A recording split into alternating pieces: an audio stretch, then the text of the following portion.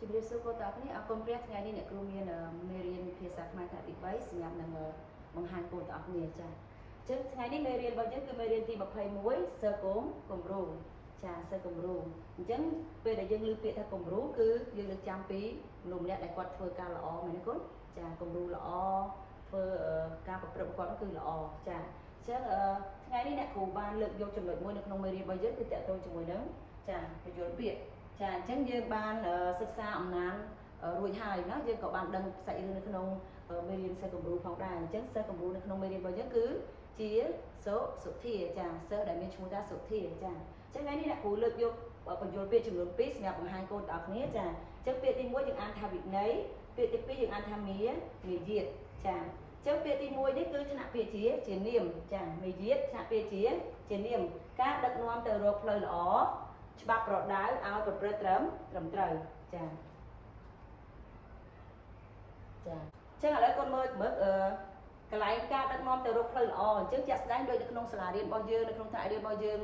ផ្សេងគ្នាហ្នឹងគឺលោកគ្រូអ្នកគ្រូតែបង្ហាត់បង្រៀនកូនចាតែចាណែនាំព្រៀនប្រដៅដើម្បីកូនដល់គ្នាប្រព្រឹត្តចាអ្វីដែលជាការត្រឹមត្រូវចាអញ្ចឹងណែនាំកូនពេលដែលកូនធ្វើមិនល្អឬក៏និយាយពាក្យអត់ល្អអញ្ចឹងទៅលោកគ្រូតែប្រាប់តែណែនាំកូនដើម្បីកូនដើរទៅផ្លូវដែលល្អវិញចាអញ្ចឹងអ្នកគ្រូក៏មានឧទាហរណ៍នៅក្នុងមេរៀនរបស់យើងដែរចាអញ្ចឹងអ្នកគ្រូលើកយកតួអង្គសុធាដែលជាសិស្សគំរូសុធាគោរពវិន័យចាសុធាគោរពវិន័យសាលាយ៉ាងជាប់ខ្ជួនចាអញ្ចឹងគោរពវិន័យកន្លែងនេះកូនដឹងអត់ថានៅក្នុងសាលារៀនផ្សេងគឺតែមានច្បាប់ទម្លាប់របស់សាលាចាឧទាហរណ៍ដូចសាលារបស់យើងអញ្ចឹងគឺតម្រូវឲ្យយើងមានការស្លៀកពាក់ឯកសណ្ឋានសិស្សអាវសខោខៀវសពុតខៀវអញ្ចឹងទៅចាពេលដែលកូនឈប់ត្រូវសុំច្បាប់គោរពវិន័យសាលាមិនមករៀននៅសាលាកូនត្រូវតែប្រើពាក្យល្អ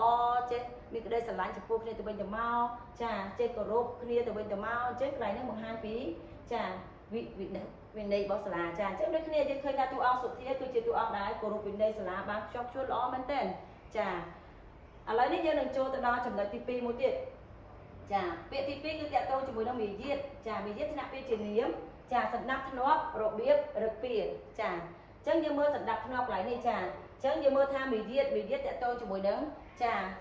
ការប្រព្រឹត្តអរិយាប័ត្ររបស់យើងមែនទេចាការប្រព្រឹត្តការនិយាយស្ដីទង្វើដែលយើងធ្វើចាអញ្ចឹងទាំងអស់ហ្នឹងហើយគឺបង្ហាញពីមាយាទរបស់យើងបើសិនជាយើងធ្វើល្អបង្ហាញពីមាយាទល្អបើយើងធ្វើអត់ល្អគឺយើងបង្ហាញពីមាយាទរបស់យើងគឺអត់ល្អដូចគ្នាគឺដូចគ្នាចាអញ្ចឹងសណ្ដាប់ធ្នាប់កន្លែងនេះគឺបង្ហាញពីមនុស្សដែរចាល្អចាគាត់គោរពពេលវេលាអញ្ចឹងទៅចាឧទាហរណ៍ដូចសុធាអញ្ចឹងគាត់មករៀនទៀងទាត់អញ្ចឹងទៅចាគាត់មានរបៀបចាគាត់មានឫទ្ធិពាល្អចាគាត់ធ្វើអ្វីមកគឺល្អចាអញ្ចឹងឧទាហរណ៍នៅក្នុងមេរៀនរបស់យើងគឺអ្នកគ្រូលើកយកសុធាដូចគ្នាសុធាមានកិរិយាចាសុធាមានកិរិយាមាយាទចាល្អចេះគោរពចាស់ទុំចាសុធាមានកិរិយាមាយាទចាល្អចេះគោរពចាស់ទុំចាអញ្ចឹងគាត់មើលកន្លែងនេះគឺសុធាគឺជាសិស្សដែរមានកិរិយាមាយាទល្អមែនទែនគឺគាត់តែងតែចេះអោបលំទោនពេលដែលឃើញចាស់ទុំលោកគ្រូអ្នកគ្រូហើយបើចំពោះមិត្តភក្តិវិញគឺគាត់ចេះស្រឡាញ់ចេះរាប់អានចេះយោគយល់អញ្ចឹងទាំងអស់ហ្នឹងហើយដែលបើយើងមើលឃើញអំពីកិរិយាមាយាទរបស់គាត់គឺល្អចាអញ្ចឹងកិរិយាមាយាទគឺសណ្ដាប់ធ្នាប់របៀបរឹកពាចាអញ្ចឹងត្រឡប់មកវិញបើយើងកលេចទៅមើលនៅក្នុងព្រះគម្ពីរវិញយើងឃើញតួអង្គដែលមានគំរូល្អដែលមានអរិយាប័ត្រល្អដែលមានកិរិយាមាយាទល្អគឺជាតួអង្គរបស់ព្រះយេស៊ូវមែនទេគុណទ្រង់គឺល្អចាតាំងពីកុមារភាពរហូតដល់ទ្រង់ធំឡើងគឺទ្រង់តែងតែរស់នៅដោយស្ដាប់បង្គាប់បង្ហាញគំរូល្អដល់អ្នកជុំវិញ